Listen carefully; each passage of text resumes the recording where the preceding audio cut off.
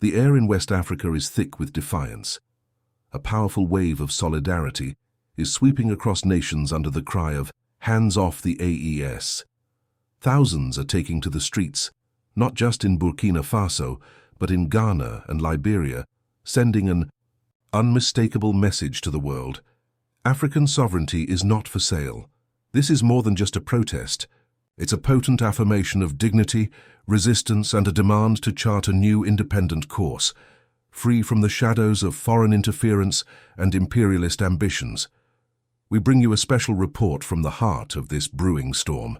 We dissect a pivotal moment in contemporary African history. From the bustling streets of Accra and Monrovia to the historic Nation Square in Ouagadougou, a unified voice is rising, a voice that says, "Enough is enough." This groundswell of support for Burkina Faso and its leader, Captain Ibrahim Traoré, comes at a critical juncture, following revelations of a foiled coup attempt that authorities in Ouagadougou have squarely blamed on forces seeking to derail the nation's revolutionary trajectory. Our story today is one of solidarity, of a reawakened consciousness, and of the complex geopolitical chess match being played out in the Sahel region. It's a story that connects the dots between historical injustices and present-day struggles for self-determination. The protests, spearheaded by grassroots organizations and people's movements, are a direct response to what many Africans see as relentless foreign pressure and attempts at destabilization, the target of their protection. The Alliance of Sahel States, or AES, a nascent but increasingly significant bloc comprising Burkina Faso, Mali, and Niger. This alliance, born out of a shared desire to break free from the vestiges of neo-colonialism, has become a symbol of regional resistance since its members took the bold step of expelling French troops and severing long-standing military ties with former colonial powers. The sentiment on the ground is palpable. We heard from the Socialist Movement of Ghana, a key organizer of the protests in Accra, who declared, and I quote, "Under Captain Traoré, Burkina Faso has become a symbol of African dignity and resistance. We stand with the people of Burkina Faso, who are fighting to reclaim their wealth and future from the clutches of neo-colonialism." This statement encapsulates the core motivation behind these demonstrations, the fight to control one's destiny and resources.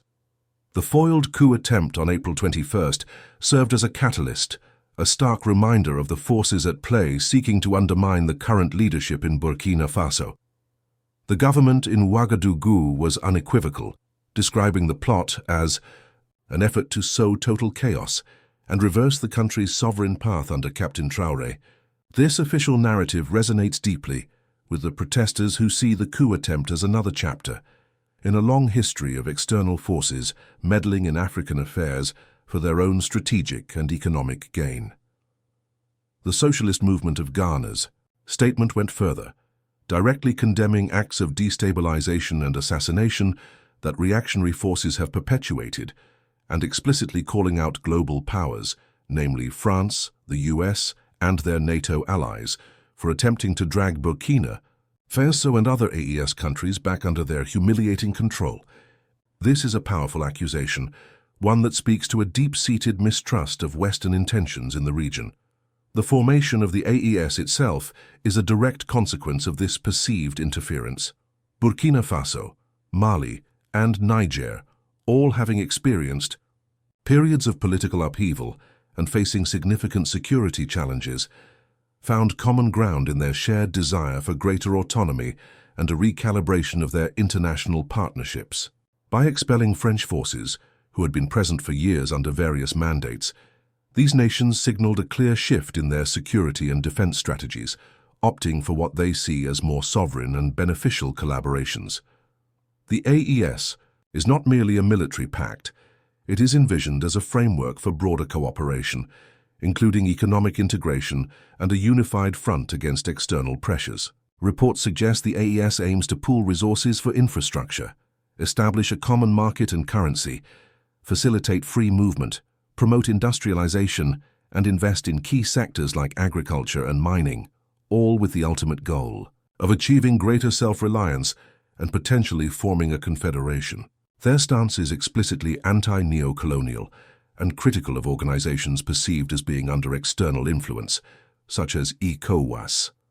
Adding significant fuel to the fire and amplifying the accusations of foreign interference was a controversial statement made by none other than the commander of the U.S. Africa Command, General Michael Langley.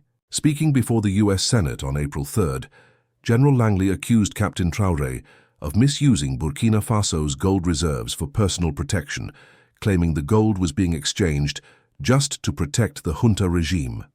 These claims, lacking public evidence according to reports, were seen by many as a thinly veiled attempt to demonize Captain Traoré and delegitimize his government. The timing of General Langley's statement, coupled with his recent visit to Côte d'Ivoire, a neighboring country accused by Burkina Faso of harboring coup plotters, has not been lost on observers and protesters alike. The historical context here is crucial. Côte d'Ivoire has long been the exile home of Blaise Compaoré, the former Burkinabe president, widely condemned and sentenced in absentia for his alleged role in the assassination of the revered revolutionary leader Thomas Sankara in 1987. Sankara, often referred to as Africa's Che Guevara, remains a powerful symbol of Pan-Africanism and anti-imperialism. The fact that a figure so reviled by many Burkinabe and Pan-Africanists finds refuge in a country now allegedly involved in plots against the current leadership adds layers of complexity and historical grievance to the present situation. Compaoré's continued presence in Côte d'Ivoire, despite his conviction in Burkina Faso, remains a point of contention and a symbol of unresolved historical injustices. The socialist movement of Ghana drew a direct parallel between General Langley's accusations and past instances of Western powers employing smear campaigns to justify intervention and regime change in sovereign nations. They invoked the chilling phrase, "Give the dog a bad name and hang it," a tactic they argue was used against leaders like Patrice Lumumba of Congo, Kwame Nkrumah of Ghana, Amilcar Cabral of Guinea-Bissau and Cape Verde, and Thomas Sankara of Burkina Faso. These are towering figures of African liberation, all of whom in their pursuit of genuine independence and control over their nation's resources faced significant opposition and ultimately tragic ends, often linked to external forces. The statement powerfully asserted that the only crime of these leaders was their insistence that their country's natural resources served their own people, not foreign interests. This historical perspective underscores the deep-seated suspicion with which many Africans view external criticisms of leaders who prioritize national control over resources. Under Captain Traoré's leadership, Burkina Faso has indeed embarked on a path that is fundamentally challenging the established order. The expulsion of French military forces was a landmark decision, a symbolic and practical break from a post-colonial security architecture. Beyond military cooperation, Traoré's government has moved to terminate what it deems exploitative agreements, signaling a review of economic relationships that have historically benefited external actors more than the Burkinabe people.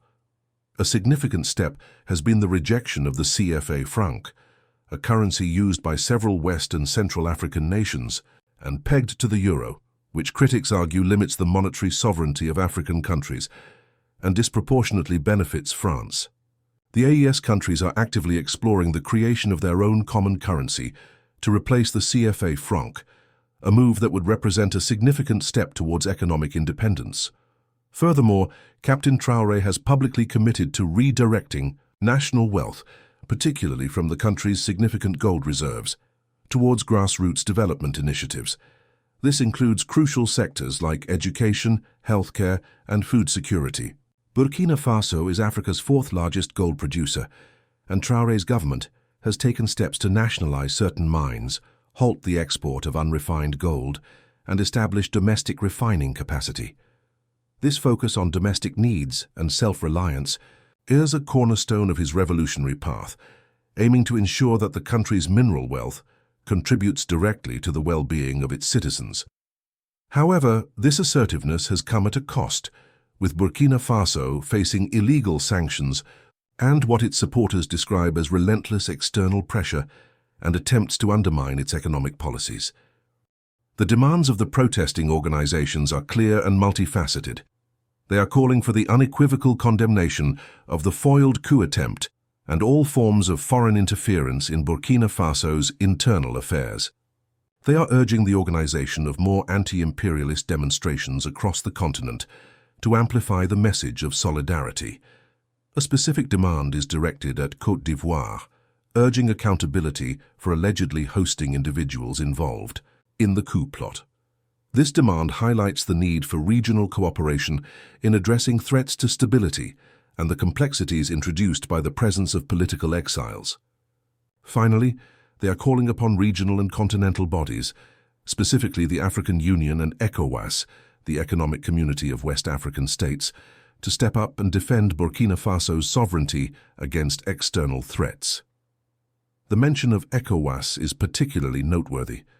The regional economic bloc has faced its own internal challenges and divisions in recent years, partly stemming from the political transitions in Mali, Burkina Faso, and Niger. These countries have, in fact, announced their intention to withdraw from ECOWAS, viewing the organization as being too influenced by external powers and not adequately representing their interests. They have criticized ECOWAS for imposing sanctions and adopting stances perceived as being aligned with Western interests rather than the needs of the Sahelian states. The call for ECOWAS to defend Burkina Faso's sovereignty, therefore, highlights the complex and evolving dynamics within the West African regional architecture. It's a plea for the organization to align itself with the aspirations of these nations for greater autonomy rather than being perceived as an instrument of external pressure or a tool for enforcing the will of external powers. The potential withdrawal of the AES countries from ECOWAS represents a significant challenge to regional integration and underscores the depth of the current disagreements over sovereignty and external influence. What we are witnessing in the Sahel and the subsequent wave of solidarity across West Africa is, as the provided information aptly puts it, a growing wind of change sweeping across Africa. It is a powerful affirmation of African agency, a bold declaration of pride, and an insistence on the right of African nations to build systems of governance and economic models that truly reflect their own values, histories, and the aspirations of their people. This movement is rooted in a desire to break from the historical patterns of exploitation and dependency that have long characterized Africa's relationship with external powers.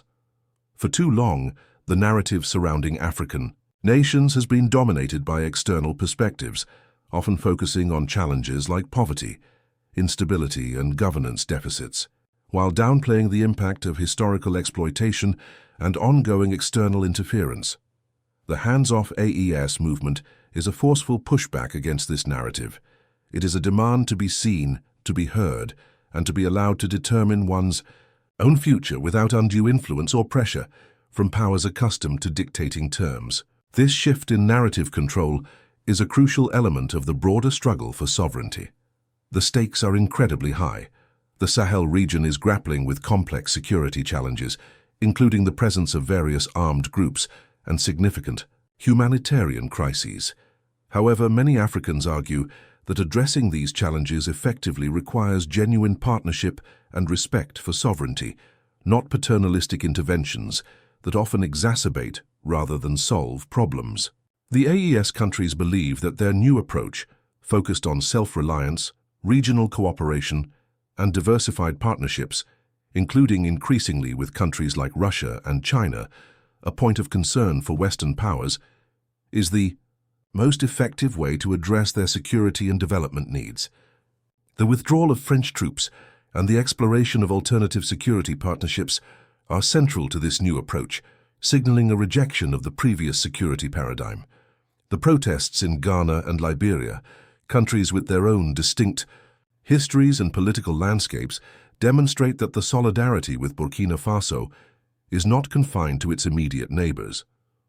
It reflects a broader Pan-African sentiment, a recognition that the struggles faced by one African nation in asserting its sovereignty are intimately connected to the aspirations of the entire continent.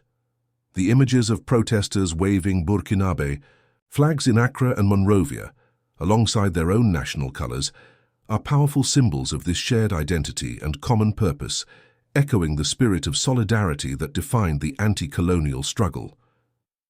The historical echoes are undeniable. The era of independence in the mid-20th century saw a similar surge of Pan-African solidarity and a determined effort to break free from colonial rule. Leaders like Kwame Nkrumah of Ghana envisioned a truly united and independent Africa, capable of standing on its own feet and determining its own destiny. While the path since independence has been fraught with challenges, including proxy conflicts, economic exploitation, and political instability often linked to external interference, the spirit of Pan-Africanism has never truly died. It is re-emerging now, fueled by a new generation that is acutely aware of the historical injustices and determined to prevent their repetition, drawing inspiration from the unfinished work of the founding fathers of African liberation. The accusations leveled by General Langley, while officially unproven in the public domain, have served to galvanize this sentiment. They are seen by many as a classic example of the tactics used to undermine African leaders who dare to challenge the status quo and assert control over their national resources. The response from African civil society and citizens on social media and in the streets has been swift and defiant, highlighting the deep sensitivity around issues of sovereignty and resource control and the widespread rejection of what is perceived as neo-colonial rhetoric. The swiftness and spread of the backlash underscore the interconnectedness of African activists and citizens in the digital age. Burkina Faso's decision to nationalize aspects of its gold industry and stop exporting unrefined gold, aiming instead to process it domestically, is a direct challenge to the historical model where African resources were primarily extracted and exported for the benefit of foreign corporations and their local collaborators. This move, along with the rejection of the CFA franc and the redirection of wealth towards social programs, aligns with the aspirations of many Africans who believe that the continent's vast resources should first and foremost benefit its own people, contributing to poverty reduction and national development. This focus on economic sovereignty is a critical component of the broader struggle for self-determination. The call for accountability from Côte d'Ivoire regarding the alleged hosting of coup plotters underscores the need for African nations to work together to ensure regional stability and prevent their territories from being used as launching pads for destabilization efforts against their neighbors. This is a crucial aspect of asserting regional sovereignty and promoting African solutions to African problems, recognizing that instability in one nation can have ripple effects across the region. Addressing the issue of political exiles and their potential involvement in undermining their home countries is a challenge that requires greater regional cooperation and adherence to principles of non-interference. The message to the African Union and ECOWAS is equally significant. These regional bodies are seen by many as having a critical role to play in defending the sovereignty of member states and resisting external pressures. The protests are a call for these institutions to live up to their mandates and stand in solidarity with nations like Burkina Faso that are striving for genuine independence, even when their paths diverge from traditional norms or the preferences of external powers. The ability of these regional bodies to navigate the current tensions and support the aspirations of their member states will be crucial for their future relevance and legitimacy. In conclusion, the Hands-Off AES solidarity protests are a powerful manifestation of a changing Africa. They represent a growing confidence and determination to break free from the cycles of external interference and neo-colonial control. The support for Burkina Faso and Captain Traoré, while not without its complexities and differing perspectives within Africa itself, symbolizes a broader yearning for sovereignty, dignity, and the right to self-determination. The movement is a clear signal that many Africans are no longer willing to accept the status quo and are actively seeking to redefine their relationships with the rest of the world on terms of equality and mutual respect. The events in the Sahel are a test case for the future of African agency. Will African nations be allowed to chart their own courses, make their own choices about their partnerships and resources, and build their futures according to their own visions. The thousands who took to the streets in Burkina Faso, Ghana, and Liberia have made their answer clear. They are demanding a multilateral world order where African voices are heard and respected. The world is watching, and the wind of change in Africa is blowing stronger than ever. The outcome of this struggle for sovereignty in the Sahel will undoubtedly have far-reaching implications for the entire continent and for global power dynamics. If you found this analysis insightful, please take a moment to subscribe to our channel. See you next time.